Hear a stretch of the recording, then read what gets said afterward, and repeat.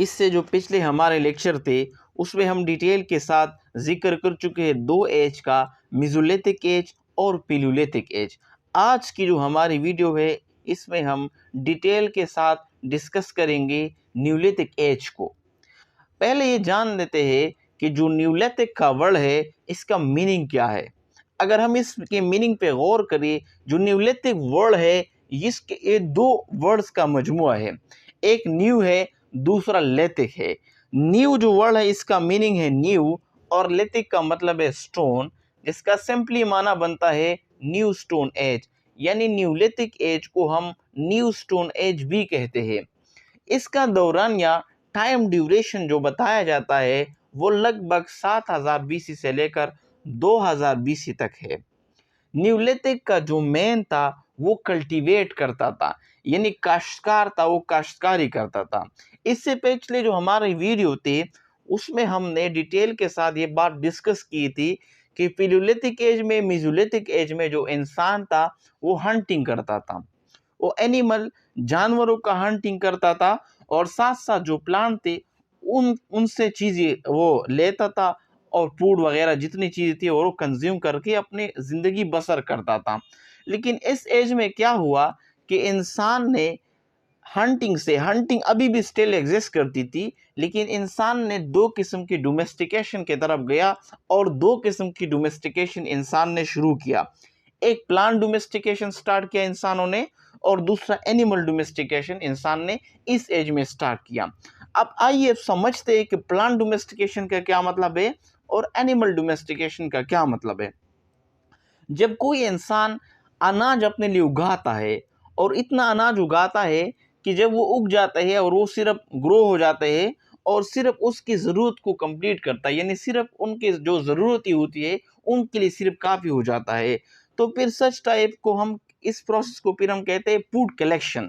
लेकिन अगर कोई इंसान ऐसा करता है कि इतना अनाज उगा लेता है, ग्रो करता है कि उनकी ज़रूरत को भी पूरी कर देता है और साथ साथ बाकी भी बच जाता है, तो फिर इस टाइप की जो प्रोसेस है, इसका जो ये जो अमल है, जो फिनोमेना है, इसको फिर हम कहते हैं प्लांट डोमेस्टिकेशन। और एनिमल डोमेस्टिकेशन का क्या मतलब है? अगर कोई इंसान जानवरों को ज़बरदस्ती पकड़े और अपने फ़ायदे के लिए उसको इस्तेमाल रखे, अपने पास रखे उसको, तो फिर इस प्रोसेस को एनिमल कीपिंग कहा जाता है। लेकिन अगर कोई इंसान ऐसा करे कि जानवरों को उनके जो नेचुरल हैबिटेट से उससे अलग करे और जानवरों का भी ख्याल रखे और उन जानवरों को अपने फ़ायदे के लिए भी इस्तेमाल करे और साथ साथ उसका आर्टिफिशियल तरीके से इंटरब्रीडिंग भी करे, तो फिर ये जो सारा अमल है, जो सारा प्रोसेस है, इस प्रोसेस को फिर हम कहते हैं एनिमल डोमेस्टिकेशन। तो इंसानों ने ये दोनों डोमेस्टिकेशन इस एज में, प्लांट डोमेस्टिकेशन और एनिमल डोमेस्टिकेशन, दोनों इस न्यूलिथिक एज में इंसानों ने शुरू की। जब इंसानों ने ये डोमेस्टिकेशन शुरू किया तो फिर क्या हुआ कि इंसानों और प्लांट्स और एनिमल के दरमियान एक नया ताल्लुक़, एक जो है ना वो रिलेशनशिप जो था वो इंसानों और जानवरों और प्लांट्स के दरमियान वो क्रिएट हो गया। और फिर इसके बाद क्या हुआ, ये जो प्लांट डोमेस्टिकेशन थी वो आहिस्ता आहिस्ता वो ट्रांसफ़र हो गई एग्रीकल्चर में और इंसानों ने इसी एज में एग्रीकल्चर जो था, काश्तकारी जो थी, वो शुरू की। इसी पिछली वीडियो में हम डिटेल के साथ ये बात डिस्कस कर चुके थे कि जो पिछला जो अर्ली ह्यूमन बीइंग थे वो गारों में रहते थे। वो घरों में नहीं रहते थे बल्कि वो शेल्टर बनाते थे छोटे छोटे, और मोस्टली जो केव्स होते थे, गार होते थे, उसमें जो है ना अपनी ज़िंदगी बसर करते थे। लेकिन इस एज में इंसानों ने सेटलमेंट किया, अपने लिए छोटे छोटे घर बनाना शुरू कर दिया और ये जो छोटे छोटे घर हुआ करते थे ये मड से यानी मिट्टी से बने थे और ये मोस्टली जो थे सर्कुलर या रेक्टेंगुलर की शक्ल में होते थे। तो इस तरह सेटलमेंट इंसान ने इस दौर में आहिस्ता आहिस्ता वो स्टार्ट कर दिया। अब चूंकि इंसान प्लांट डोमेस्टिकेशन भी करता था, तो होता ये था कि जो प्लांट डोमेस्टिकेशन में जो अनाज एक्स्ट्रा होता था, जो बच जाता था, एक तो वो अनाज होता था जो वो इंसान खुद कंज्यूम करते थे, दूसरा वो अनाज होता था जो इंसान कंज्यूम के बाद जो बच जाता था उनके लिए इंसानों ने स्टोरेज किस्म के कंटेनर बनाना शुरू किया। अब जब इंसान अनाज पे डिपेंड करता था, पहले तो हम जिक्र कर चुके हैं कि इंसान हंटिंग करता था और मोस्टली वो चीज़ें खाता था, लेकिन अब अनाज पे इंसान ने डिपेंड करना शुरू किया, तो अनाज के लिए अब क्या बर्तन वगैरह ज़रूरी था, ईटिंग के लिए, ड्रिंकिंग के लिए और कुकिंग के लिए, खुराक को पकाने के लिए। तो साथ साथ इंसान ने इस अमल के लिए क्या किया, पोट्री का आगाज़ भी किया। वेरियस टाइप्स ऑफ बर्तन बनाना इंसानों ने इस एज में स्टार्ट किया। अब ऐसा भी नहीं था कि इंसानों ने इस एज में मुकम्मल तौर पे जो हंटिंग थी वो मुकम्मल तौर पे फिनिश हो गई थी और ख़त्म किया था, बल्कि हंटिंग जो थी वो जो शिकार करना था जानवरों का, वो स्टिल भी एग्जिस्ट करती थी। यानी इसी दौर में आज भी इंसान हंटिंग करते थे और हंटिंग के लिए वो मुख्तलिफ किस्म के पॉलिश टूल्स जो थे, पार्टिकुलरली जो स्टोन एक्सिस थे, वो हंटिंग के लिए इस्तेमाल करते थे। यानी हंटिंग अभी भी स्टिल एग्जिस्ट करती थी, मुकम्मल तौर पे वो ख़त्म नहीं हुई थी।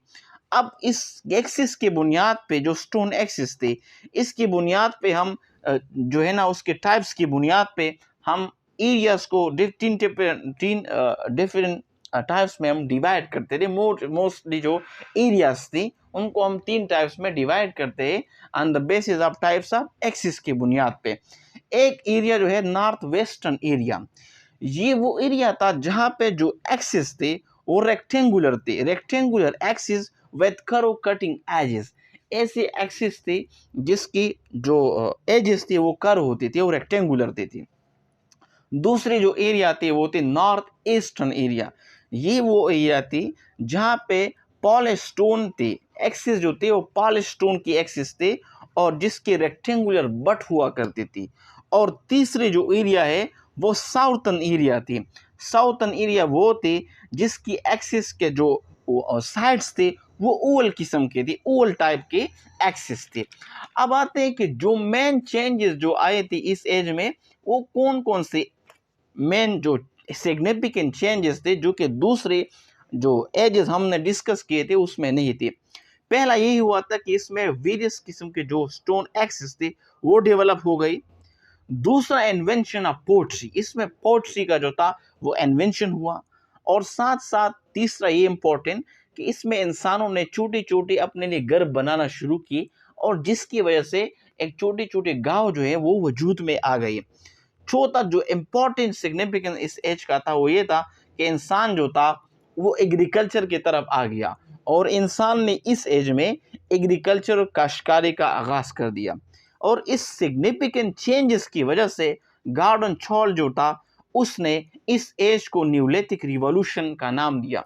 इस सिग्निफिकेंट चेंजेस की वजह से गोल्ड छॉन जो था, गॉर्डन चाइल्ड, उसने इस एज को क्या नाम दिया, न्यूलिथिक रिवॉल्यूशन।